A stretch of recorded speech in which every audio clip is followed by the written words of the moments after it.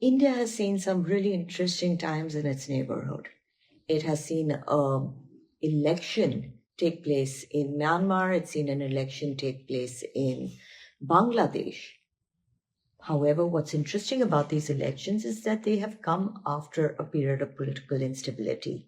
It's come after a certain level of student protests where young people, civilians, students have taken to the streets really demanding for a better society, for a corruption-free society, for a better administration, better accountability, and really hoping to dislodge the old political elites which they believe have become too comfortable in their roles and have not done anything for society. In Myanmar, of course, the case was slightly different, but the results of this much anticipated elections were that the old political elites came back into power. The USDP political party, which is popularly known to be backed by the military, came back with an overwhelming majority. In Bangladesh, we saw the BNP again, another old guard, come back into power. The student-led protesters, the party that they backed, NCP, came in with a meager 6 seats in the elections. Now the elections that really gripped public imaginations was the elections in Nepal that were conducted after these elections. And looking at the result of these elections, many expected in Nepal the old political guard to come back.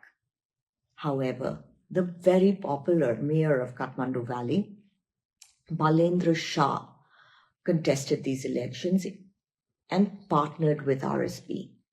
RSP, a relatively new party, backed Balen Shah, and Balen Shah himself is a relatively new politician, becoming mayor of Kathmandu in 2022. Balen Shah is very, very popular amongst the youth.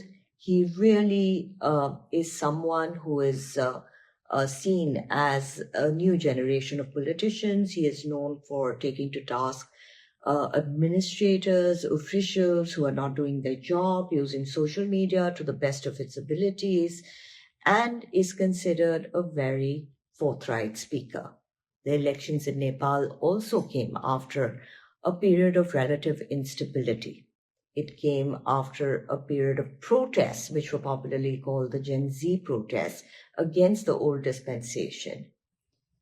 The protesters protested against the ban on social media initially, but after the heavy-handedness and the reaction to these protesters by the then government, the protests turned violent. These protests that turned violent really managed to dislodge the previous government, and an interim government was placed.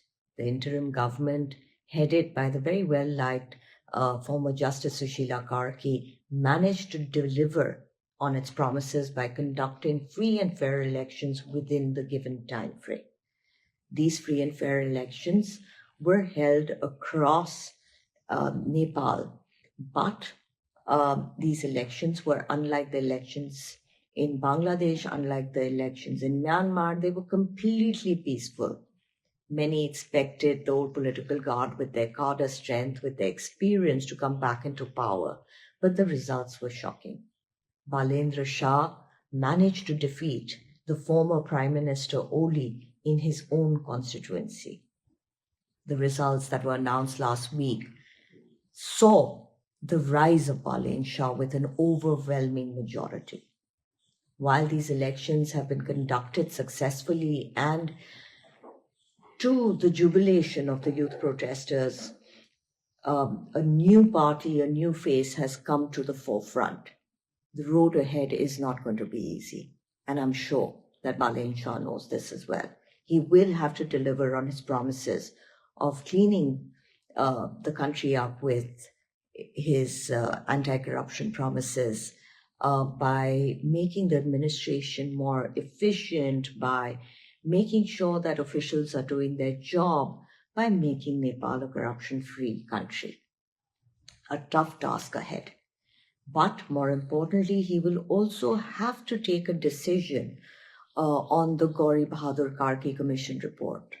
a report that really takes to task those who were heavy-handed, those who reacted in an unfair manner, in a violent manner against young protesters, resulting in much damage and the loss of lives. The Gauri Bahadur Karki Commission report will be a major point where Balen Shah, as Prime Minister, will have to decide whether to take the perpetrators to task or not.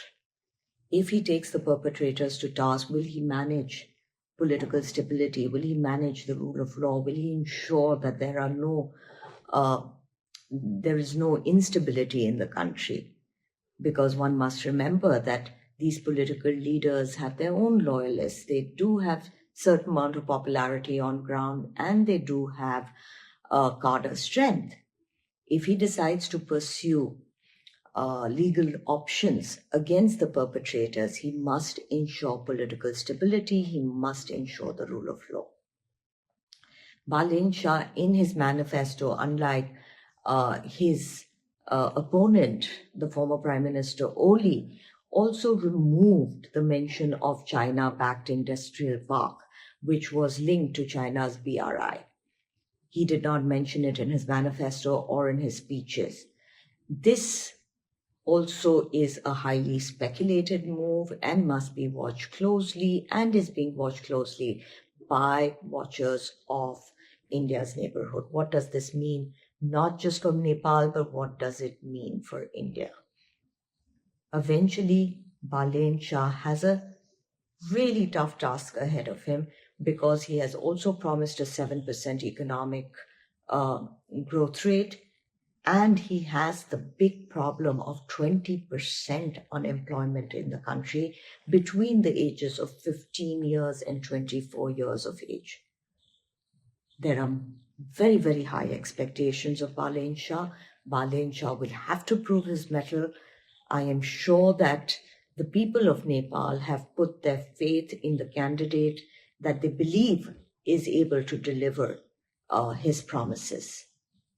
Whatever said and done, this is a new era for Nepal. And India, as it always has, supports the new dispensation, supports this new era, and in Prime Minister Modi's words, hopes to build a stronger relationship with Nepal in the coming years. Thank you.